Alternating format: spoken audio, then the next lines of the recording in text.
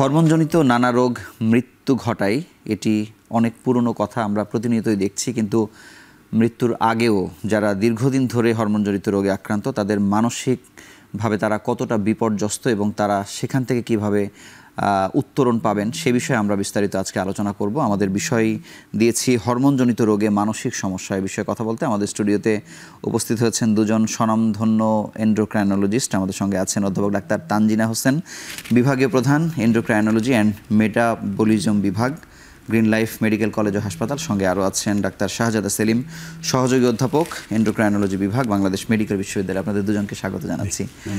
অনুষ্ঠান শুরু করবার আগে আপনাদেরকে জানিয়ে দিতে চাই আমাদের এই অনুষ্ঠানটি সহযোগিতা করছে এসকে ফার্মাসিউটিক্যালস লিমিটেড।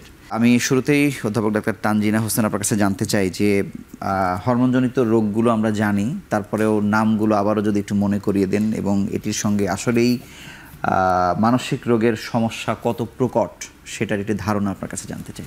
ধন্যবাদ শুভ। আসলে আমরা যে প্রতিদিন চলাফেরা করি, খাই, আমাদের যে জীবনযাপন, এটি আসলে নিয়ন্ত্রিত হয় আমাদের সমস্ত হরমোনগুলো দিয়ে। আমাদের শরীর আসলে একটা হরমোনের খেলা, এটা রাইজ এন্ড ফল দিয়েই আমাদের জীবনটা চলে। তো একেবারে মাথা থেকে পা পর্যন্ত যতগুলো অঙ্গ আছে সবই হরমোন দ্বারা নিয়ন্ত্রিত হয়। ঠিক একইভাবে আমাদের ব্রেন, মস্তিষ্ক, সেটাও কিন্তু হরমোনের একটা বড় প্রভাব আছে, যে কারণে আমরা বলছি যে শারীরিক সমস্যার পাশাপাশি মানসিক নানা সমস্যাও হরমোনজনিত সমস্যার সঙ্গে সংযুক্ত। মোটা দাগে যদি আমরা বলি যে খুব কমন হরমোনাল ডিজিজ যেগুলো আছে, এর মধ্যে সবচেয়ে বেশি কমন হচ্ছে ডায়াবেটিস, যেটি প্যানক্রিয়াসের ইনসুলিন হরমোনের সমস্যার কারণে হয়ে থাকে। এরপরেই যদি সবচেয়ে পরিচিত সমস্যা বলি আমরা, সেটা হচ্ছে থাইরয়েডের সমস্যা। এবং থাইরয়েডের সমস্যার সাথে ডায়াবেটিসের সাথে মানসিক বিপর্যস্তা, মানসিক সমস্যা, বিষণ্ণতা এবং এসব অনেক মানসিক প্রবলেমের যোগসাজশ রয়েছে। তার বাইরে আরও কিছু হরমোনাল সমস্যা আছে, যেমন পলিসিস্টিক ওভারি সিনড্রোম, বা মেয়েদের যে মাসিক যখন বন্ধ হয়, মেনোপজের সময় কিছু সমস্যা দেখা দেয়, মানসিক সমস্যা। স্থূলতা বা ওবেসিটির সাথে মানসিক সমস্যার একটা খুবই গূঢ় সম্পর্ক রয়েছে। বলা হয় যারা ডিপ্রেশনে ভুগেন তারা কিন্তু আস্তে আস্তে ওবেস হয়ে যান, কারণ তাদের একটা ইটিং ডিসঅর্ডার হয়, তারা অনেক বেশি খান এবং তারা ডিপ্রেশন থেকে উত্তরণের জন্য খেতে খেতে মোটা হয়ে যান। আবার অনেক ডিপ্রেশনের ওষুধ রয়েছে, অনেক সাইকোসিসের ওষুধ আছে যেগুলো কিন্তু ওজন বাড়ায় এবং ওবেসিটির সাথে সম্পর্ক রয়েছে। আবার যে মানুষটা ওবেস তিনি সবসময় মানসিকভাবে বিপর্যস্ত থাকেন। দেখা যায় যারা স্থূল শিশু, মানে চিলড্রেন যারা আছে, তারা বুলিংয়ের শিকার হয়, তারা নানা রকম হাসি তামাশার শিকার হয় এবং সেখান থেকে কিছু মানসিক সমস্যা হয়। তো দেখা যায় যে বেশিরভাগ হরমোনজনিত সমস্যার সাথে আমাদের দৈনন্দিন জীবনযাপন যেহেতু জড়িত, এটার সাথে আমাদের মনের যে ওঠানামা, মানসিক প্রবলেম, এগুলো জড়িত হয়ে পড়ে। আপনাকে ধন্যবাদ। আর ডাক্তার শাহজাদা সেলিম, আমি যদি পরিসংখ্যানগত দিক জানতে চাই, আমরা অবশ্যই ইন্ডিভিজুয়ালি প্রত্যেকটা বিষয়ে জানবো, কিন্তু মানে এই সম্পর্ক কতটা গভীর, আমাদের গবেষণার পরিসংখ্যান আসলে কি বলে? ধন্যবাদ। দুটা কারণে আমি ধন্যবাদ জানাচ্ছি আপনাকে, এখন টিভিকে, এসকেএফকেও এবং বাংলাদেশ এন্ডোক্রাইন সোসাইটি যেহেতু এটা অর্গানাইজ তাদেরকে। কারণ হলো যে এখনও কিন্তু যেহেতু আমাদের দেশ অতটা উন্নত নয়, তাহলে আমাদের সুস্বাস্থ্য মানে খালি শারীরিক স্বাস্থ্য বলি, কিন্তু মানসিক স্বাস্থ্য কিন্তু খুব গুরুত্বপূর্ণ। আর আমরা যদি কর্মক্ষম থাকতে চাই, শুধু শরীরের জোর আছে এটা দিয়ে কিন্তু কাজ হবে না, এবং বরং শরীরের জোর নেই, মানসিক জোর আছে, অনেক সময় তাও কাজ করে ফেলা উতরে যায়। আরেকটা হলো এখন চিকিৎসা পদ্ধতি যে দিকে আগাচ্ছে, সেটা হলো যে কোনো চিকিৎসাতে রুগীর কোয়ালিটি অফ লাইফ কতটা ভালো রাখা যাচ্ছে সেটা কিন্তু সবসময় হিসাব করতে হচ্ছে প্রতিটা রোগের সাথেই। এবং সেটি কিন্তু শুধু আমার জ্বর আছে, জ্বর নাই, ব্যথা আছে, ব্যথা নাই, রক্তের গ্লুকোজ ঠিক আছে নাই, এগুলোর উপরে নির্ভর করছে না। সেখানে কিন্তু মূল ঘটনাটা কিন্তু মানসিক স্বাস্থ্যের উপর নির্ভর করবে। তাহলে এই আলোচনাটা কিন্তু সেই হিসাবে খুব গুরুত্বপূর্ণ। যারা শুনছেন তাদেরকে আমি অনুরোধ করব যে বোঝার চেষ্টা করবেন যে আপনার মানসিক অবস্থা কেমন, দরকার হলে চিকিৎসা নিতে হবে। এবং ডাক্তার তানজিনা কিন্তু খুব সুন্দরভাবে যে মূল সম্পর্কটাকে বুঝিয়ে দিয়েছেন। এখন পরিসংখ্যান বাংলাদেশের একরকম আছে, অন্য দেশেরও আছে, আমি কিছু কিছু করে আনতে চাচ্ছি। সেটা হলো যদি আমরা এন্ডোক্রাইন ডিসঅর্ডার, হরমোনজনিত রোগের সবচেয়ে ব্যাপক খরচের দিক থেকে, মৃত্যুর দিক থেকে এবং অন্য রোগের সাথে সম্পর্ক হিসাবে ডায়াবেটিস সবার আগে চলে আসবে। এবং ডায়াবেটিসের ক্ষেত্রে আবার বাই ডাইরেকশনাল একটা দ্বিমুখী সম্পর্ক আছে। যেমন ডায়াবেটিস যাদের হচ্ছে তাদের কিন্তু ডিপ্রেশন, মানসিক অবসাদ হতেই পারে। যেমন হতে পারে কীরকম, যদি আমি সারা পৃথিবীর সকল গবেষণার একসাথে সারাংশ করে বলি, তাহলে ডায়াবেটিসের রোগীর ডিপ্রেশনে ভোগার হার অন্য যে কোনো মানুষের চেয়ে কমপক্ষে দ্বিগুণ। কিন্তু কিছু ইন্টারেস্টিং তথ্য আমরা আমাদের বাংলাদেশ থেকেই গবেষণা এবং খুব ভালো জার্নালে প্রকাশ করেছি। সেখানে দেখা গেছে যাদের ডায়াবেটিস যত আগে ধরা পড়ছে, মানে কম বয়সে ধরা পড়ছে, তাদের কিন্তু মানসিক অবসাদটা তত বেশি। তাহলে এই যে অবসাদ, এটা কিন্তু উনি আরও দীর্ঘদিন বেঁচে থাকবেন। মানে কম বয়সে ধরা পড়া মানে উনি আরও সামনে অনেক দীর্ঘদিন রয়ে গেছে, উনি জীবিত থাকবেন, তাহলে এইটা নিয়েই কিন্তু থাকবেন। কিন্তু আরেকটি কথা হলো, যাদের ডায়াবেটিসের যত বেশি দিন যাবত রয়ে গেছে, তাদের কিন্তু কোনো এক সময় গিয়ে মানসিকভাবে বিষণ্ণ হয়ে যাওয়ার, অবসাদগ্রস্ত হয়ে যাওয়ার সম্ভাবনা বেড়ে যাচ্ছে। এখন কেন হয় সেটা যদি বলি, তাহলে এখন একটা ডায়াবেটিসের রোগীর চিকিৎসা শুরু হবে খাদ্য ব্যবস্থাপনা, মানে ওনাকে নির্দিষ্ট সময়, নির্দিষ্ট ধরনের, নির্দিষ্ট পরিমাণে খেতে হবে। তাহলে যে মানুষটি আগে এইভাবে খেতেন না, অথবা যে মানুষটির এই খাবারটি পছন্দ নয়, অথবা যে খাবারগুলোকে খেতে উৎসাহিত করা হচ্ছে সেটাও ওনার পছন্দ নয়, অথবা ওনাকে যেভাবে শারীরিক পরিশ্রমের আওতায় আনতে চেষ্টা করা হচ্ছে সেটি তাকে পীড়া দিচ্ছে, তাহলে এগুলা কিন্তু মানসিকভাবে আঘাত করবে তাকে। অ্যাংজাইটি থেকে শুরু করে ডিপ্রেশন যে কোনো সমস্যা তৈরি করতে পারে। কিন্তু একটা জিনিস আমরা হয়তো ভুলে যাই, ডায়াবেটিসের প্রতিটা রোগী প্রতিদিন ওষুধ সেবন করছে, সেটা ট্যাবলেট হোক বা ইনসুলিন হোক, ইনজেকশন হোক। তাহলে একটা রোগীকে উনি কি খাবেন না খাবেন, কি ওষুধ খাবেন না খাবেন প্রতিবার ভাবতে হচ্ছে, একটা মানসিক চাপ কিন্তু তৈরি হচ্ছে। যারা ইনসুলিন ইনজেকশন নিচ্ছেন, ইনজেকশন দিতে গেলে আমরা হারে হারে টের পাই যে একটা রোগী নেবেন কি নেবেন না, কত রকমভাবে বোঝানো হচ্ছে যে এখন না নিয়ে আর উপায় নাই, তারপরেও কেউ নিচ্ছেন না। কিন্তু আমরা যেটা ভুলে যাই বুঝছি সেটা হলো যে প্রতিদিন ওনার একটা উপার্জনের অংশ চলে যাচ্ছে এখানে। উনি যখন এক সময় গিয়ে হিসাবটা দাঁড় করান যে আমার সপ্তাহে, মাসে বা বছরে, মানে এটা তো সবার আগে হিসেবে আসে যে আমার আয় কত আর আমার কত টাকার ওষুধ আমি খাচ্ছি। এটাও কিন্তু একটা মনের উপর বিশাল চাপ তৈরি করছে। এবং বাংলাদেশে যেহেতু স্বাস্থ্য খাতে সরকারের বড় ধরনের কন্ট্রিবিউশন নেই, ডায়াবেটিসের ক্ষেত্রে আরও নাই বললে চলে, কারণ ডায়াবেটিস চিকিৎসা এখনও প্রধানত বেসরকারি কাঠামো ভিত্তিক, সরকারি কাঠামো কেবল কাজ শুরু করেছে। তাহলে সেই ক্ষেত্রে কিন্তু অন্য রোগের চেয়ে এখানে কিন্তু বোঝাটা আরও বড় হয়ে দাঁড়াচ্ছে।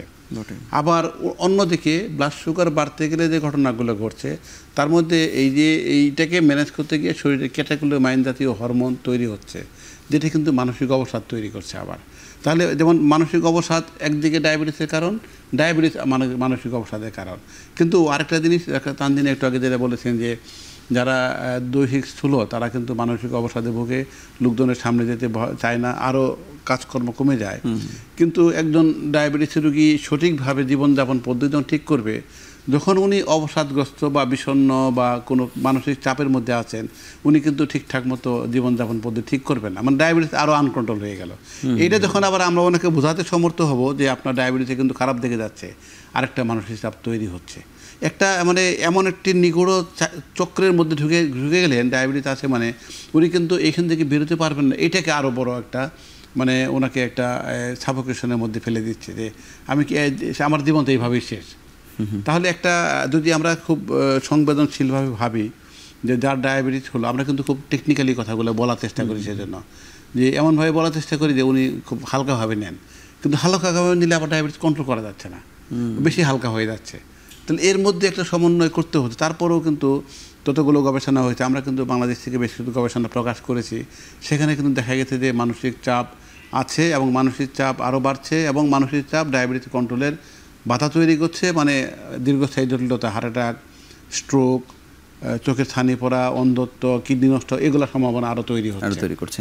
কিন্তু আমি এখানে জানতে চাই যে অধ্যাপক তানজিনা, যে যারা এই চাপের মধ্যে পড়ছেন তারা কতটুকু মানসিক রোগের চিকিৎসা পাচ্ছেন, বা আপনারা কতদূর পর্যন্ত দিতে পারছেন, বা আপনারাও কখন মনে করছেন যে এটি আর আমার কাছে না, এটি আসলে প্রকৃতপক্ষে একজন মানসিক রোগ বিশেষজ্ঞের দেখা উচিত? এটি খুব গুরুত্বপূর্ণ, শুধু রোগীর জন্য না, আমি বলবো যে চিকিৎসকদের জন্য এটি খুবই গুরুত্বপূর্ণ একটা চিন্তা, যে ঠিক কখন আমি রোগীটিকে রেফার করব একজন মানসিক রোগ বিশেষজ্ঞের সাথে। গাইডলাইনগুলোতে বলা আছে যখন একজন রোগীর ডায়াবেটিস প্রথম ধরা পড়ে তখনই তার একটা কাউন্সিলিংয়ের প্রয়োজন হয়, এবং বিদেশে অনেক হসপিটালে এটা প্রফেশনাল কাউন্সিলররা থাকে। আমরা বারডেমে তো দেখি যে প্রথমে একটা হেলথ এডুকেশন এবং কাউন্সিলিংয়ের কথা বলা আছে, যেদিন কারণ আমার ডায়াবেটিস হয়েছে এটা একটা বিশাল ট্রমা, বেশিরভাগ মানুষের জন্য একটা মেন্টাল ট্রমা হিসেবে কাজ করে, যে বলেন কি আমার কি ডায়াবেটিস হয়ে গেছে, 2-3 বারই জিজ্ঞেস করে। তো ডায়াবেটিস হয়ে যাওয়া মানে বেশিরভাগ মানুষ ভাবেন যে আমার জীবনের অনেক কিছুই নষ্ট হয়ে গেল, আমি আর কিছু করতে পারবো না, আমার সব কিছু নিয়ন্ত্রিত হয়ে গেল। সেই জিনিসটা থেকে উত্তরণের জন্য প্রথমেই তার একটা কাউন্সিলিংয়ের দরকার পড়ে। সেটি আমরা কখনো নিজেরা দিই, কখনো কোনো হাসপাতালে কাউন্সিলর থাকে, তারাও একটু হেলথ এডুকেশন দেন যে এই রোগটি খুবই স্বাভাবিক, এটা হতেই পারে, এবং এর সাথে কিভাবে খাপ খাইয়ে জীবন যাপন করতে হবে, কিভাবে নিয়ন্ত্রণ করতে হবে, এটা যদি আমরা খুব ভালো করে তাকে বুঝিয়ে দিতে পারি তাহলে স্ট্রেসটা কিন্তু অনেকটাই কমে আসে, মানসিক চাপটা অনেকটাই কমে আসে। কারণ আমরা চারদিক থেকে অনেক ইনফরমেশন পাই, গুগল থেকে, আত্মীয় স্বজনের কাছ থেকে, পাড়া প্রতিবেশীদের কাছ থেকে, কেউ এটা বলে, কেউ ওটা বলে, কেউ বলে এই চা খাও ডায়াবেটিস কমে যাবে, কেউ বলে ওষুধ খাওয়ার দরকার নেই, কেউ বলে কি সর্বনাশ তোমাকে ইনসুলিন দিয়েছে। তো এই যে বিভিন্ন মিস ইনফরমেশনের মধ্যে আমাদেরকে সঠিক তথ্যটা এবং সঠিক জ্ঞানটা রোগীকে দিতে হবে, বোঝাতে হবে প্রথম যখন ডায়াবেটিস ধরা পড়ে। তারপরে বলা হয় যে রোগী যত দিন যায় এই ডিজিজটার সাথে আস্তে আস্তে খাপ খাইয়ে নিতে থাকে, তার শরীর মন ধীরে ধীরে খাপ খাইয়ে আসে। কিন্তু অনেকেরই দেখা যায় যে স্ট্রেসটা কমে না, মানসিক চাপের কারণে ডায়াবেটিসও কমে না এবং নানা রকমের জটিলতা দেখা দেয়, তখন আসলে তাকে স্পেশালিস্ট বা সাইকিয়াট্রিস্টের কাছে রেফার করা প্রয়োজন। আরেকটা গাইডলাইনে বলা আছে যখন কারো কোনো জটিলতা সৃষ্টি হয়, যেমন কারো কিডনিতে একটু সমস্যা দেখা দিয়েছে বা চোখে কোনো প্রবলেম হচ্ছে, কার্ডিয়াক কোনো প্রবলেম হয়েছে, তখনও কিন্তু এটা তার জন্য এক্সট্রা একটা বাড়তি মানসিক চাপ সৃষ্টি করে যে আমার মনে হয় কিডনি নষ্ট হয়ে যাচ্ছে, আমি তো শেষ। তো ওই সময় আবার একটু ভালো করে কাউন্সিলিংয়ের প্রয়োজন পড়ে। তো ডায়াবেটিস রোগী আসলে জীবনের ধাপে ধাপে অনেক রকম চেঞ্জ হয় এবং প্রতিটি ধাপেই একটু ভালো কাউন্সিলিং, একটু মানসিক সেবা, একটু আশ্বাস দেওয়া বা সচেতনতা তৈরি করা, এগুলোর প্রয়োজন আছে। কিন্তু আমি ডাক্তার শাহজাদা সেলিম আপনার কাছে জানতে চাই যে যেমন কাউন্সিলর এই শব্দটা আমরা বারডেম কেন্দ্রিক যতটা শুনি, বাংলাদেশ মেডিকেল বিশ্ববিদ্যালয়ে থাকতে পারে আমি জানি না, কিন্তু সাধারণত এই রোগীদের ফ্লো যেই সেন্টারগুলো কেন্দ্রিক হয় বা আপনাদের কাছে যখন যাচ্ছে, মানে ওই কাউন্সেলিংটা ওই ডাক্তার যদি ব্যক্তিগতভাবে না বুঝে থাকেন, শুধু প্রেসক্রাইব করে যাচ্ছেন, তারা আর কতটুকু ওই জায়গাতে হিল করতে পারছেন বা মানসিক রোগের বা সমস্যার উপশমে আসলে কতটা ভূমিকা রাখতে পারছেন? আসলে ঘটনাটা কি? এখানে কিন্তু আপনি ঠিকই ধরেছেন, ঘাটতি রয়ে গেছে। ঘাটতি রয়ে যাওয়ার কারণ হলো প্রায় 2 কোটি রোগী বাংলাদেশে। সবাই চিকিৎসা পাচ্ছে তা না কিন্তু, কারণ সবাই কিন্তু শনাক্তই হয়নি। যাদের শনাক্ত হয়েছে তারাও চিকিৎসা পাচ্ছে না ঠিকমতো। না পাওয়ার কারণ হলো এরা অনেকেই নিয়মিত যাচ্ছেন না। আর যেহেতু রোগীর সংখ্যা যাচ্ছেন না, পারছেনও না। হ্যাঁ, রোগীর সংখ্যা এত বেশি, আর আমরা এখন প্রায় 350 হরমোন বিশেষজ্ঞ আছি বাংলাদেশে। তাহলে বেশিরভাগ রোগী কিন্তু এই চ্যানেলের বাইরে অন্য কেউ দেখছেন, তাহলে তার কাছ থেকে কিন্তু এটা আশা করার সুযোগ নেই। এখন ওটা ছেড়ে দিলে আমরা আশা করবো, তাহলে আমরা যদি 350 হরমোন বিশেষজ্ঞ রোগী দেখি, আমরা কি পারছি? সেটা কিন্তু পারছি না। কারণ হলো যেমন আমাদের ইউনিভার্সিটির ওয়ার্কিং টাইম যেটা 8টা থেকে 2:30, আমরা তো ক্লাস নেই আর অনেক কাজ করি রাউন্ডে। মনে করেন একজন আউটডোরে ফুল টাইম আছেন এখন, তো একটা রোগীকে উনি এই ডায়াবেটিসের কাউন্সেলিং করবেন, চিকিৎসা দিবেন, অথবা মানসিক অবসাদ থাকতে পারে এগুলো বিবেচনা করবেন, তাহলে আমাকে কিন্তু ফুল টাইমে 3টা-4টা বেশি রোগী দেখার সুযোগ নাই। কিন্তু আমাদের রোগী দেখতে হয় 500, 2 রুম মিলে আমরা 500 রোগী দেখি প্রতিদিন। আমরা 2-3 জন থাকি, আমাদের সাথে স্টুডেন্টরা থাকে, সব মিলে যে রোগী যতটুকু সময় বরাদ্দ হওয়ার তার হয়তো 20 ভাগের বা 15 ভাগের 1 ভাগ সময় দিতে পারছি আমরা। তাহলে এই কাঠামোটা কিন্তু নেই। সেজন্য যে সিস্টেমটা করেছে বারডেম, পৃথিবীর অনেক দেশ, আমরা চেষ্টা করতেছি যে EAHD, European Society for the Study of Diabetes, তারা আমাদেরকে সহায়তা করতে রাজি হয়েছেন যে আমরা এই গ্রুপটাকে প্রশিক্ষণ দিব যারা রোগী আর আমাদের মাঝখানে শুধুমাত্র এইটুকু নিয়েই কাজ করবে, যে ওনাকে বোঝাবে রোগটা কী, কীভাবে চিকিৎসা করছে, যেটা আমরা ঠিক করে দিয়েছি সেটা কিভাবে অ্যাপ্লাই করবে, রোগী কোন জায়গায় বাধাগ্রস্ত হতে পারে সেটা কীভাবে ওভারকাম করবে, এবং মাঝখানে যে সমস্যাগুলো এরা যেহেতু দক্ষতা অর্জন করবে, বাসায় গেলে কী সমস্যা হতে পারে, কমিউনিকেশনে কী সমস্যা হতে পারে, সেগুলোকে অ্যাড্রেস করার জন্য একটা গ্রুপ দরকার। এটা কিন্তু বাংলাদেশে নেই, এবং এটা থাকতে হবে এই কারণে ডাক্তারের সংখ্যা রোগীর সংখ্যার তুলনায় কম, হরমোন বিশেষজ্ঞ আরও কম, এবং আমরা যে অবস্থায় এখন জীবনযাপন করছি ডায়াবেটিসের রোগী দিন দিন আরও বাড়তেই থাকবে। তাহলে এই হরমোন বিশেষজ্ঞগুলো এই কাজটা করবে, ডাক্তার দিয়ে তো আসলে পারা যাবে না। তাহলে এমন একটা গ্রুপ নেওয়া হচ্ছে যারা বিজ্ঞান নিয়ে লেখাপড়া করেছে, যেমন আমাদের দেশে বিএসসি অনার্স হতে পারে। সবচেয়ে ভালো কাজ করছে হলো নার্সরা, ব্রাদার বা সিস্টার, তারা কিন্তু কাজটাতে ওরিয়েন্টেড। এই কাজে যখন প্রশিক্ষণ দিয়ে দেওয়া হচ্ছে, ওরা কিন্তু পৃথিবীর সব দেশে সবচেয়ে ভালো কাজ করছে এখানে। তো আমরা কিন্তু এদেরকে এইভাবে কাজে লাগাতে পারি। আমরা যদি সফল হই, যে প্রশিক্ষণটা 6 মাসের প্রশিক্ষণ দেওয়া হবে, তাহলে কিন্তু একটা নতুন দিক তৈরি হবে বাংলাদেশে। আপনাকে ধন্যবাদ। আমরা ছোট্ট একটু বিরতি নিয়ে আলোচনায় ফিরছি আবার। ধন্যবাদ।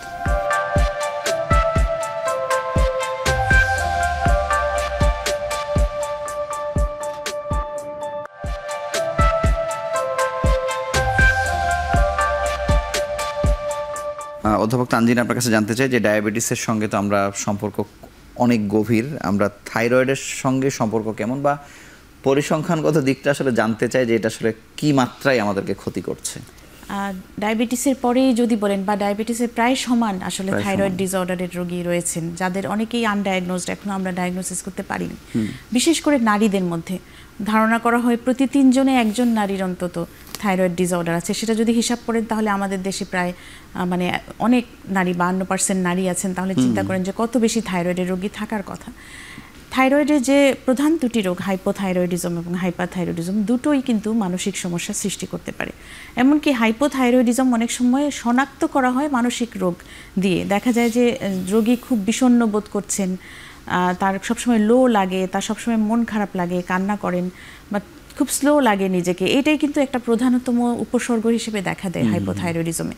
এবং এমন অনেকবার হয়েছে যে সাইকিয়াট্রিস্টরা আসলে এটার কারণ খুঁজতে গিয়ে দেখে যে তার হাইপোথাইরয়েডিজম আছে। আবার অনেক সময় আমরা হাইপোথাইরয়েডিজমের রোগী যখন এরকম বিষণ্ণতা অনেক প্রবল হয়ে যায় তখন সাইকিয়াট্রিস্টের কাছে রেফার করি।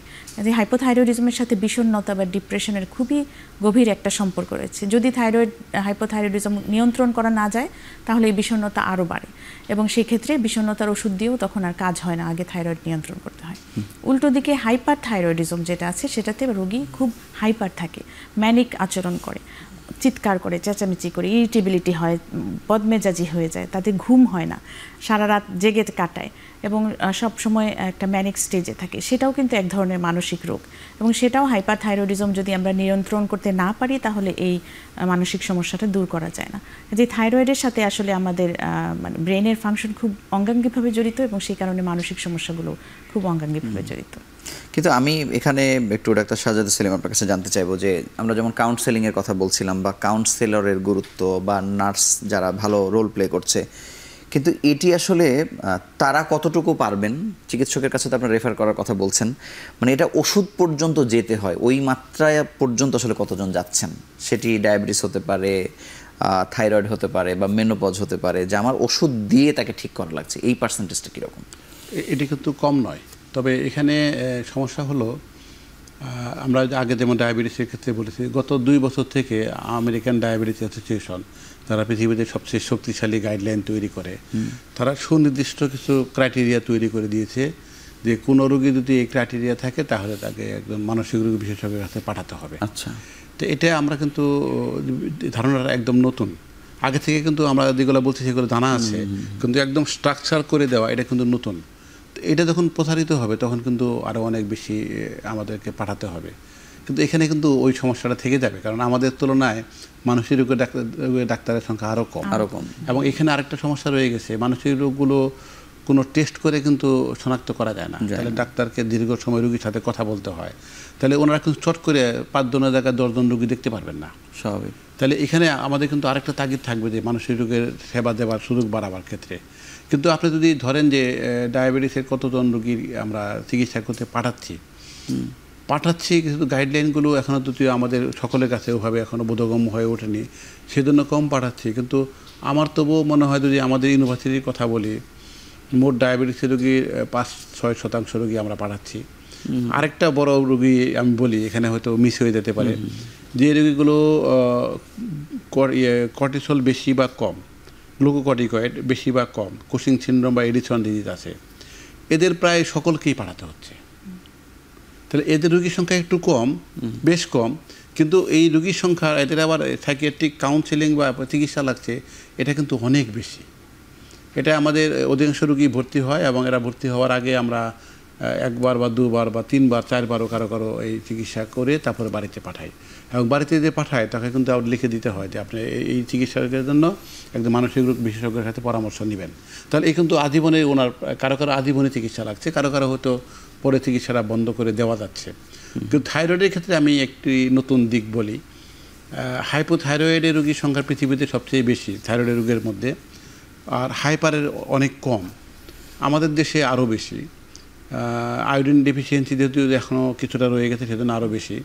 তাহলে এই রোগীদের এখন পেশেন্ট সেন্টার্ড অ্যাপ্রোচ, রোগীকে কেন্দ্র করে চিকিৎসা ব্যবস্থাপনা, এরকম একটা সারা পৃথিবীতেই লং টার্ম যে রোগীগুলো চিকিৎসা সেই চিকিৎসা ব্যবস্থাপনা প্রবর্তন করা হয়েছে। এবং এইটা করতে গিয়ে আমরা যেটা করছি যে রোগীকে শুধু চিকিৎসা দিয়ে ট্যাবলেট দিয়ে কিন্তু পারবো না। তাহলে সে কি কাজ করে, অফিসে কাজ করে, খেতে কাজ করে, নাকি বাসায় গৃহিণী, নাকি সে গার্মেন্টস ওয়ার্কার, এগুলো বিবেচনা করে ওষুধপত্র ঠিক করে দেওয়ার সাথে সাথে এই সাথে তাল মেলানোর একটা টেকনিক বলে দিতে হয়। আবার হাইপারথাইরয়েডিজমে সম্ভবত একটা পাবলিকেশনই আছে আমার করা, সেটা হলো এটাও কিন্তু পেশেন্ট সেন্টারে অ্যাপ্রোচ। ম্যাডাম কিন্তু একটু আগে খুব ভালো করে বলেছেন যে হাইপারথাইরয়েড রোগী কিন্তু সব ব্যাপারে হাইপার, এমন অস্থিরতা থেকে সকলকে পাগল করে ফেলবে। তাহলে একে ম্যানেজ করতে গেলে আরও বেশি করে আমাকে বুঝতে হবে ওর পরিবেশ পরিস্থিতি, এবং এখানে ওষুধ নয় শুধু, কিভাবে আমি এই সাইকিয়াট্রিক কাউন্সিলিং করছি সেটা কিন্তু এখানে দাঁড়িয়ে যাবে। তো এর পরিপ্রেক্ষিতে আমরা খালি ওই আবারও বলছি যে কোয়ালিটি অফ লাইফ ইমপ্রুভ করতে হবে। শুধু ওষুধ বন্ধ করলাম শুরু করলাম তা নয়, রোগীর জীবনযাপন ব্যবস্থাপনা ঠিক করা গেল কিনা সেগুলো আমাদেরকে বিবেচনা করতে হবে।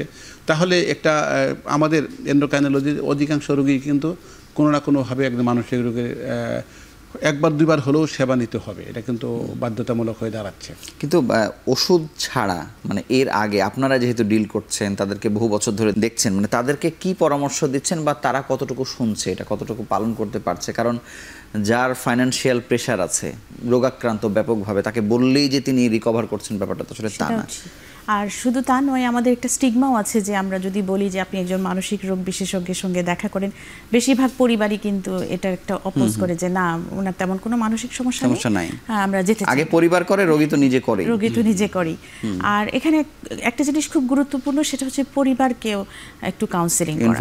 যেমন হচ্ছে একজন হাইপোথাইরয়েডের রোগী, হয়তো তার পরিবারের লোকজন বুঝতে পারছে না কেন উনি সারাক্ষণ এরকম মন খারাপ করে থাকেন বা কেন উনি এত লো থাকেন। আগে যে মানুষটা খুব এনার্জেটিক ছিলেন, সব কিছুতে ইনভলভ হতেন, কেন উনি নিজেকে দূরে সরিয়ে নিচ্ছেন? এটা প্রথমে তো পরিবারের লোকদেরকে বুঝতে হবে। ডিপ্রেশন একটা খুব ভয়াবহ রোগ এবং জানেন যে এটা থেকে মানুষ সুইসাইড পর্যন্ত করতে পারে, এবং প্রায়ই দেখা যায় যে আমরা ট্রিটমেন্ট দিতে পারিনি বা ট্রিটমেন্টের জায়গায় নিয়ে যেতে পারিনি বলে অনেক মানুষ বাংলাদেশে আত্মহত্যা করে এবং নিজের জীবন নষ্ট করে দেয়।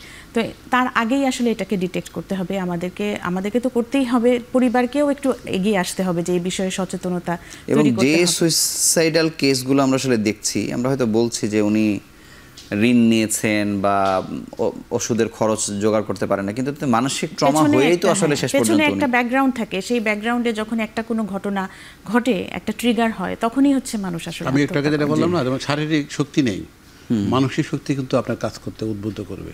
তাহলে আজকে ওনার আর্থিক অবস্থা খারাপ, এটা তো কাটিয়ে উঠতে পারবেন যদি মনের জোর থাকে, কিন্তু উনি কিন্তু পরাজিত বোধ করছেন, বা এরকম আর্থিক অবস্থা নিয়ে আরো হাজারটা মানুষ বেঁচে আছে, আরো হাজার মানুষ অঙ্গহীন হয়ে বেঁচে আছে, কিন্তু সেটা তখন আর তিনি চিন্তা করেন না, তিনি নিজের জীবনটা শেষ করে ফেলতে চান। কিন্তু আমি আরেকটু জানতে চাই যে এই রোগের ক্ষেত্রে যেমন আমরা বারডেমের এক্সাম্পল বারবার আসছে, যেহেতু তারা ডায়াবেটিস নিয়ে বেশি কাজ করেন, এখানে যেটা দেখা যায় যে অন্যান্য ডিসিপ্লিনের সব ডিসিপ্লিনের চিকিৎসক থাকে, কিডনির বিশেষজ্ঞ আছেন, লিভার বিশেষজ্ঞ আছেন, এখানে কি মানসিক বিশেষজ্ঞ আছে কিনা বারডেমে?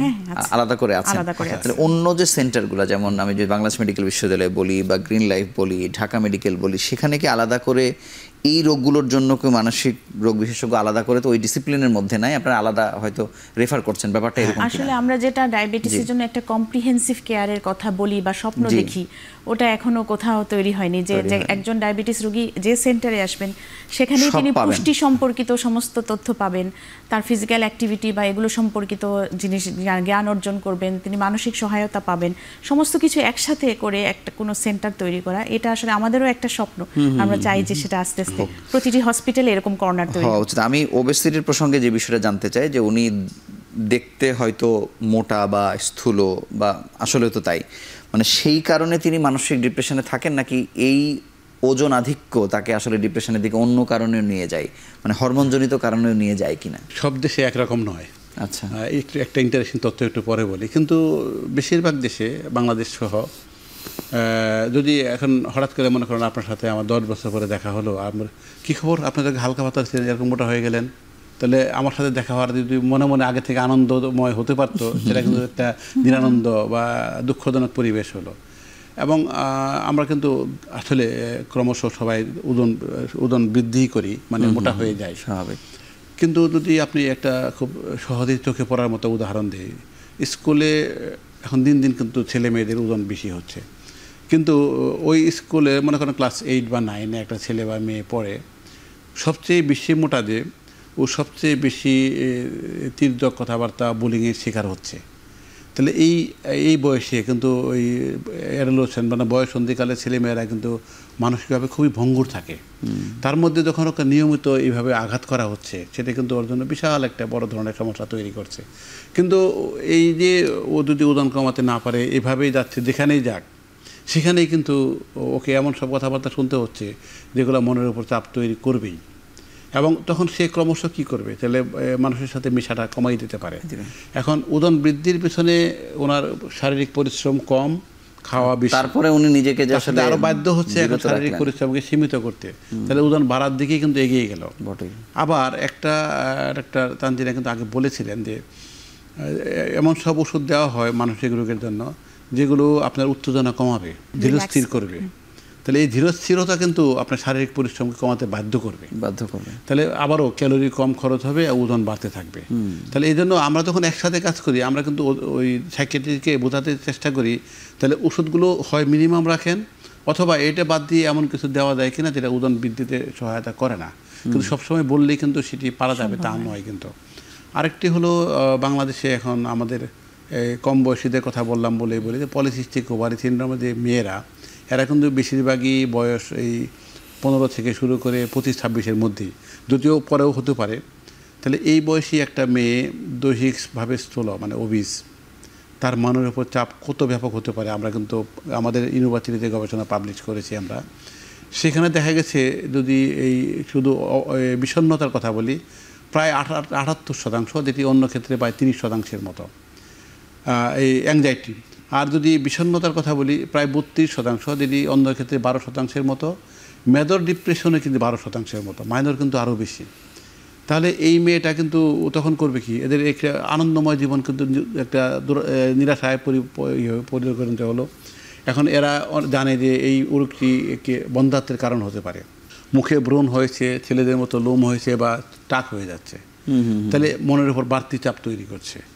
মাসিক অনিয়মিত প্রধানতম লক্ষণ, সেটি কিন্তু যে কোনো মহিলাকে একটা মানসিক চাপ তৈরি করবে। তাহলে এই যে এই রোগগুলো হরমোনজনিত রোগ একটা বিভিন্নভাবে কিন্তু মনকে আক্রান্ত করে ফেলছে, দেহকে আক্রান্ত করে ফেলছে। তাহলে এই ক্ষেত্রে আমি আবারও বলি যে আমরা যদি ব্যাপারটাকে খুব গভীরভাবে বুঝতে চাই, তাহলে যদি আমরা এরকম 16-17 বছরের একটা মেয়ের কথা ভাবি, তাহলে প্রথম সহায়ক কে হবে? তার মা, বড় বোন, এরা। তাহলে এরা কিন্তু তাদেরকে তাহলে এই তথ্যটা জানতে হবে যে এইটি একটি সমস্যা, সমাধান করা যাচ্ছে, কিন্তু যদিও একদম ভালো হয়ে যাবে না, কিন্তু কোনো লক্ষণ থাকবে না, কোনো সমস্যা হবে না, তারা বাচ্চা নিতে পারবেন। তাহলে এটা কিন্তু খুব আনন্দময় মানে আশাপ্রদ খবর আছে। কিন্তু আমরা যদি ব্যাপারটাকে আগে নেগেটিভলি নিয়ে নিই, তাহলে কিন্তু একটা এই মানসিক চাপের মধ্যে থেকে যাচ্ছে সে। তাহলে বেরিয়ে আসার জন্য আমরা যেমন চিকিৎসকের পক্ষ থেকে সাপোর্ট দেব, পারিবারিক সাপোর্ট, সামাজিক সাপোর্ট লাগবে। এবং স্কুল কলেজ সকল ক্ষেত্রে এই যে ফিজিক্যাল কারণে মানে দৈহিক ওজন হালকা বা বেশি, এর কারণে কেউ বুলিংয়ের শিকার হবে না, এই ব্যাপারে খুব বড় ধরনের প্রপাগান্ডা দরকার আছে।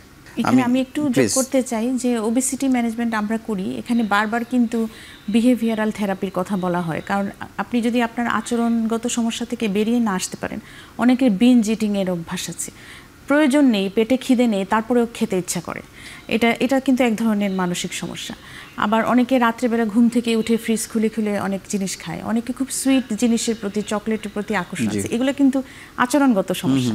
তাহলে বারবার বলা হয় যে ওবেসিটি আপনি ম্যানেজমেন্ট করতে পারবেন না যদি না এই সমস্যাগুলোকে আমরা অ্যাড্রেস করতে পারি। এই জন্য কিন্তু আমাদের একটা মানসিক সহায়তা গ্রুপের দরকার হয়, যারা কিনা এই রোগীদেরকে তার ওই বিহেভিয়ার, মন্দ আচরণ থেকে বের করে আনতে সাহায্য করবে।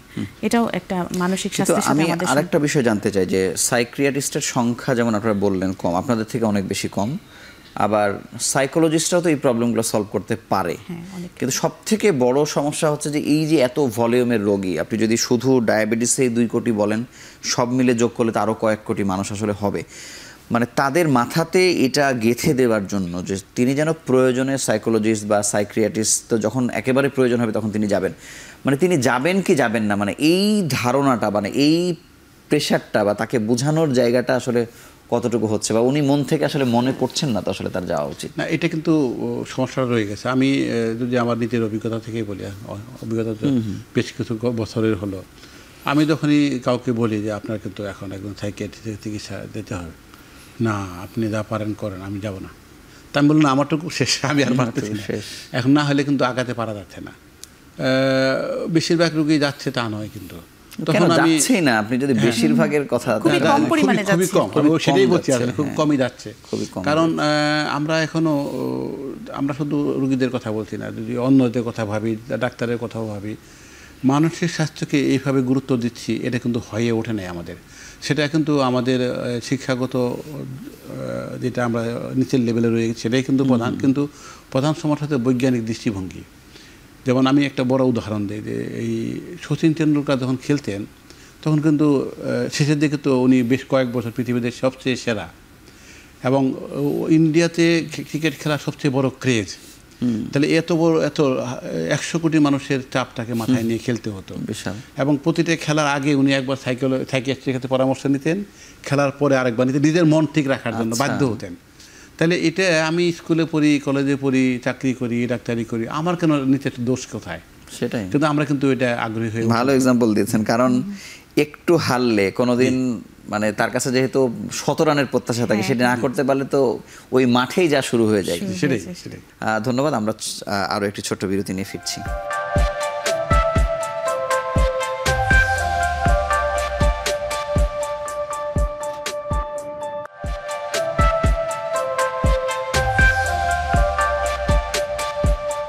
অধ্যাপক তানজিন, আপনার কাছে জানবো যে আমরা অনেকগুলো কাভার করেছি মেনোপজ, যদিও এটি নিয়ে মানুষের অনেকেরই ধারণা কম, সেটির পরিচয়টা আরেকবার নতুন করে একটু বলবেন, এবং এটার সাথে মানসিক সমস্যা কতভাবে জড়িত? খুবই গুরুত্বপূর্ণ একটা ইস্যু তুলে ধরার জন্য ধন্যবাদ। কারণ আমরা আসলে আমাদের সমাজে এই বিষয়গুলো নিয়ে কথা বলতে অভ্যস্ত নই। মেনোপজ মানে যখন একটা নারীর মেনস্ট্রুয়েশন শেষ হয়ে যায়, সিজেশন অফ মেনস্ট্রুয়েশন, একটা বয়সে গিয়ে মাসিক বন্ধ হয়ে যায়, সেটাকেই মেনোপজ বলা হয়। কিন্তু এই যে টার্মগুলো মেনস্ট্রুয়েশন, মাসিক, এগুলো নিয়ে আসলে আমরা কখনো কথা বলি না, এজন্য এই টার্মটা নিয়েও কখনো আমরা কথা বলি না। কিন্তু মেনোপজ একটা গুরুত্বপূর্ণ ট্রানজিশন। এই সময় 45 থেকে 55 বছর বয়সে সাধারণত মেনোপজ ঘটে থাকে, এবং তার আগে থেকে একটা পেরিমেনোপোজাল একটা পিরিয়ড থাকে, যখন কিনা নানা রকম শারীরিক এবং মানসিক পরিবর্তন দেখা দিতে থাকে। শারীরিক পরিবর্তন হচ্ছে তার ইস্ট্রোজেন লেভেল, যেটা ফিমেল হরমোন ছিল, সেটা আস্তে আস্তে কমে যেতে থাকে। কমে যাওয়ার কারণে দেখা যায় তার ওয়েট গেইন হয়, তার কোলেস্টেরল বাড়তে থাকে, তার অস্টিওপোরোসিস, হাড় ক্ষয় শুরু হয়, এই ধরনের নানা রকম শারীরিক সমস্যা দেখা দেয়। তবে মানসিক সমস্যাগুলো খুবই প্রকট।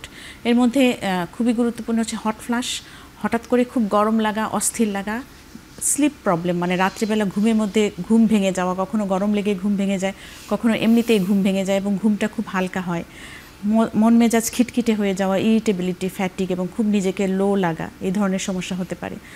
এই যে সমস্যাগুলো অনেক সময় আমরা বুঝতে পারি না যে আমাদের এই মা, খালা, বড় বোন কেন এমন করছে, কেন এত খিটখিটে হয়ে গেল হঠাৎ। আরেকটা জিনিস মনে রাখবেন, এই যে বয়সটা 45 থেকে 55, তখন কিন্তু আমরা ক্যারিয়ার এবং ফ্যামিলি লাইফের একটা প্লেটু লেভেলে পৌঁছাই। তখন আমাদের বাচ্চারাও বড় হয়ে যায়, ফ্যামিলি কমপ্লিট হয়ে যায়, আমাদের চাকরিতে আমরা একটা ভালো পজিশনে চলে যাই। তখন দেখা যায় কি যে এই যে সিমটমগুলো, আমাদের বদমেজাজ, খারাপ লাগা, মন মেজাজ খারাপ লাগা, অন্যের সঙ্গে ভালো না লাগা, আর কি সব কিছুতে খারাপ লাগা, এই জিনিসগুলো আমাদের তখন এই ক্যারিয়ার লাইফ এবং ফ্যামিলি লাইফ দুটোরই ক্ষতি করতে থাকে। কিন্তু আমরা কিন্তু বুঝতে চাই না যে কেন উনি এরকম করছেন। অনেক সময় পরিবারের লোকজনও কিন্তু ভুল বোঝে যে উনি কেন এরকম আমার সঙ্গে করছেন, বা আমার অধস্তন কর্মচারীরা হয়তো ভাবছে যে ম্যাডাম কেন এরকম করছে। তাহলে এটা আসলে মেনোপজের যে ট্রানজিশনাল টাইম, যে হরমোনের ওঠানামা, এটার জন্য হচ্ছে, এটা বুঝতে হবে। কিন্তু এখানে তো সবথেকে বড় রোল আসলে পরিবারের।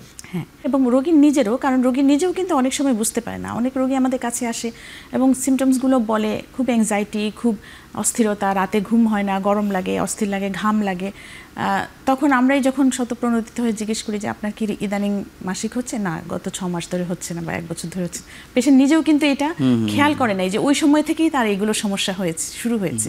তাহলে এই বিষয়ে অনেক সচেতনতা বাড়াতে হবে। এটা আসলে জনসচেতনতার বিষয়, এবং এরও যে একটা ট্রিটমেন্ট আছে, এরও যে লাইফস্টাইল দিয়ে আমরা কন্ট্রোল করতে পারি, প্রয়োজন হলে ওষুধও দিতে পারি, এই বিষয়ে বেশিরভাগ নারী অজ্ঞ।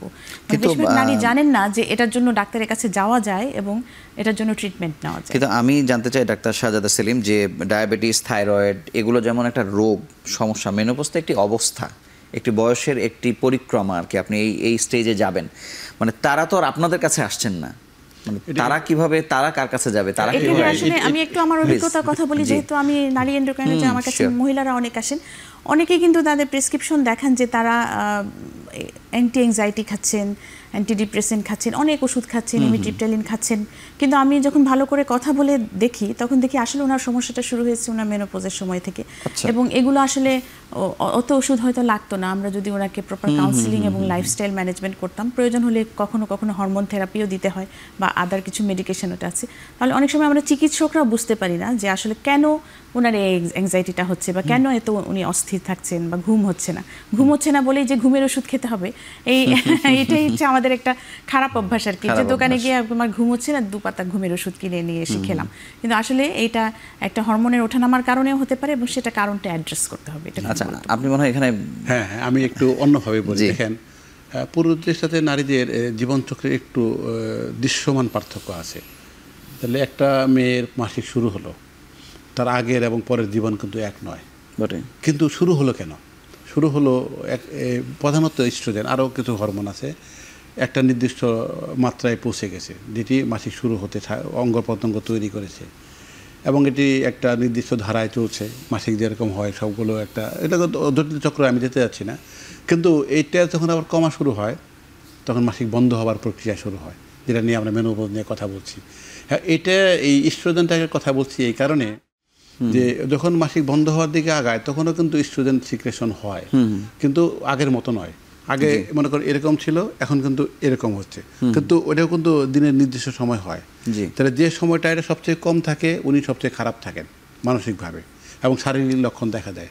আর যে সময়টাতে ওর মধ্যেও বেশি থাকে উনি দিনের মধ্যে ওই সময়টা ভালো থাকেন। এখন উনি কিন্তু এটা বুঝতে পারতেন। আমি কিন্তু সকলকে এটাই বোঝাতে চেষ্টা করি যে আপনি এই গত কয়েকদিনের লক্ষণটা দেখেন, তো দিনের এই সময়টাতে আপনি সবচেয়ে ভালো, এই সময়টা সবচেয়ে খারাপ। তাহলে যে সময়টাতে আপনি সবচেয়ে খারাপ আপনি নিজের উদ্যোগেই মানুষের সাথে সংযোগ কমায় ফেলেন, তাহলে কিন্তু মিসবিহেভের সুযোগটা কমে গেল। আরেকটা ঘটনা দেখেন, রান্নাঘরে গেলেই গায়ে আগুন লাগে, রোগী এরকমভাবে বলে, কারণ ওনাদের হট ফ্লাশ আর বাইরের আগুন দুইটা মিলে কিন্তু আগুনে একাকার। তাহলে যখন ওই হট ফ্লাশ হচ্ছে তখন রান্না করে গেলেন, কিন্তু অধিকাংশ রান্না করেন, তাহলে যদি না করতেন তাহলে কিন্তু এটা হতো না। আবার উনি যাদের জন্য রান্না করছেন সবাইকে যেন শত্রু মনে হচ্ছে। মাসিক বন্ধ হলো মনে করেন 45 বছরে, লক্ষণ কিন্তু 45 বছরে শুরু হবে তা নয়, কিন্তু এটা বোঝাটা খুব জরুরি। কারণ গবেষণায় দেখা গেছে কমপক্ষে 4 বছর আগে স্বল্প মাত্রা হলেও লক্ষণ দেখা দেয় এবং এটা কিন্তু 10 বছর আগেও দেখা দিতে পারে। আচ্ছা, তাহলে যারা আমরা হরমোনের রোগী দেখছি, যারা মহিলা রোগী দেখছি, যারা বয়স্ক যে কোনো রোগী দেখছি, মেডিসিনের অনেক ডাক্তারকেই, যেমন ধরেন একটা শ্বাসকষ্টের রোগীও আসতে পারে, একটা ঘুমের সমস্যা রোগীও আসতে পারে, উচ্চ রক্তচাপের রোগী, সেটা তার মাথায় নিতেই হবে। যখনই এই 35 বছরের কাছাকাছি চলে যাবে তাহলে এই যে প্রি মেনোপজাল সিনড্রোম বলে এটাকে, টোটালটা পেরি মেনোপজাল সিনড্রোম হবে, আগে পরে মিলে। এর লক্ষণগুলো আছে কি না, থাকলে আমাকে প্রথম ওষুধ হলো কাউন্সেলিং, দ্বিতীয় ওষুধ হতে পারে ট্যাবলেট। তাহলে কাউন্সেলিং যদি আমি করে দিতে পারি, যেটা জীবনের একটা স্বাভাবিক প্রক্রিয়া, এটি কিন্তু রোগ নয়, কিন্তু আপনাকে এর সাথে তাল মেলাতে পারতে হবে। কিন্তু মানে হরমোন রোগ বিশেষজ্ঞ হিসেবে তো এই ওঠানামার বিষয়টা তো আপনারা জানবেনই, বা আপনারা আসলেই হয়তো সন্দেহের জায়গায় সেখান থেকে শুরু করছেন। কিন্তু অন্য ডিসিপ্লিনের যারা গাইনোকোলজিস্টদের কাছে হয়তো যাচ্ছে বা মেডিসিনের কাছে যাচ্ছে, তারা এটার সঙ্গে ওরিয়েন্টেশন কতটুকু আছে? আসলে খুব বেশি ওরিয়েন্টেশন নেই, এটাই আমি বললাম যে আসলে একদম মেডিকেল সায়েন্সে পড়ানো হয় যে একজন নারীকে যখন আমরা দেখব তখন অবশ্যই তার মেনস্ট্রুয়াল হিস্ট্রি, অবস্টেট্রিক হিস্ট্রি নিতে হয়। তো বেশিরভাগ ক্ষেত্রেই দেখা যায় যে এইসব বিষয়ে আমরা কোনো প্রশ্নই করি না, বা অনেক সময় রোগী নিজেও এইসব বিষয়ে কোনো কথা বলতে চায় না, সে কারণে অনেক সময় মিস হয়ে যায়। আর এই যে সিমটমগুলো বললাম, যে অতিরিক্ত অ্যাংজাইটি, উদ্বেগ, গরম লাগা, অস্থিরতা, এগুলো আসলে আমরা ধরে নেই যে তার কোনো একটা উদ্বেগের কারণে হচ্ছে, টেনশনের জন্য কারণ আমরা একটা টেনশনের ওষুধ লিখে দেই অথবা একটা ঘুমের ওষুধ লিখে দেই, কিন্তু আসল কারণটা অ্যাড্রেস করা হয় না। শুধু আমরা যে সন্দেহ করি তা না, আসলে কিছু হরমোন পরীক্ষা করেও কিন্তু ডায়াগনোসিস করা যায় যে উনি মেনোপজের দিকে যাচ্ছেন কিনা বা মেনোপজ হয়ে গেছে কিনা। এই টেস্টটাও খুব কম ডাক্তারই করে থাকেন, আমরা সাধারণত করি, করে তখন এটা অ্যাসেস করার চেষ্টা করি। তো এখানে একটা জিনিস যোগ করি যে ইন্টারন্যাশনাল মেনোপজ সোসাইটি, তারা অনেক দেশে কিন্তু কর্মকাণ্ড সীমিত ছিল, এখন বাড়ছে। বাংলাদেশে আমরা কয়েকজন মেম্বার আছি, কিন্তু আমরা কিন্তু এন্ডোক্রাইন সোসাইটি, ওজিএসবি, আমরা কিন্তু গত বছর মেনোপজ সোসাইটিতে বেশ বড় ধরনের সচেতনতা করার চেষ্টা করছি। এটি কিন্তু চলমান রাখতে হবে। আমি আরেকটা এর সাথে যুক্ত করি, ডায়াবেটিসের রোগীর এখন এই লক্ষণ নিয়ে আসে, তখন আমরা কিন্তু মনে করি যে ডায়াবেটিসের জটিলতা। এটাও কিন্তু আমরা বোঝাতে চেষ্টা করছি এখন যে ওটা কিন্তু আলাদা, দুইটা এক হতে পারে, একসাথে মনে হতে পারে, কিন্তু দুইটাকে যদি এক করি চিকিৎসা কিন্তু হবে না। দুইটা আলাদা সমস্যা। প্রি মেনোপজাল সিনড্রোমের অনেক ক্ষেত্রে ওষুধ নাও লাগতে পারে। ডায়াবেটিসেরও যখন এই লক্ষণগুলো হচ্ছে, ডায়াবেটিক পেরিফেরাল নিউরোপ্যাথি, কারো কারো সুগার কমে গেলে তখন একটু মানসিক অস্থিরতা তৈরি হবে, সেগুলোও কিন্তু থাকতে পারে। তাহলে এটাকে কিন্তু আমাদের দেশে নতুন করে আমরা এগুলো আসলে আন্দোলনের মতো শুরু করতে চাচ্ছি, যেটা সকল মানুষকে তথ্যটা দেওয়া যায়। এবং অবশ্যই রোগী, যেহেতু মহিলার কথা বলছি, তার স্বামীকে সবার আগে যুক্ত করতে হবে এবং তারপরে পরিবার এবং ছেলে মেয়েদেরকে। এটা আসলে কি শুধু চিকিৎসকদের ব্যাপার না, এটা জনসচেতনতার ব্যাপার। মিডিয়ারও এখানে বেশ বড় ভূমিকা আছে এবং হচ্ছে এখানে আসলে লার্ন এন্ড শেয়ার খুব গুরুত্বপূর্ণ। মানে আমাদেরকে এই সম্পর্কে জানতে সুযোগ দেওয়া, আমরা যেন জানতে পারি, আমাদের নারীরা যেন জানতে পারে যে তার শরীরে কি হচ্ছে, এটাকে বলে লার্ন, এবং শেয়ার করতে পারে, যেটা তারা মোটেই কথা বলতে চান না এটা নিয়ে। ডাক্তারের সাথে কথা বলতে হবে তা না, হয়তো কোনো গ্রুপ থাকবে যাদের সাথে এই কথাটা নিয়ে শেয়ার করতে পারবেন, বৈজ্ঞানিক তথ্য পাবেন। এই লার্ন এন্ড শেয়ার গ্রুপটা আমাদের তৈরি করতে হবে। আপনাকে অসংখ্য ধন্যবাদ। আমরা শেষ বিরতি নিয়ে আলোচনায় ফিরছি আবার।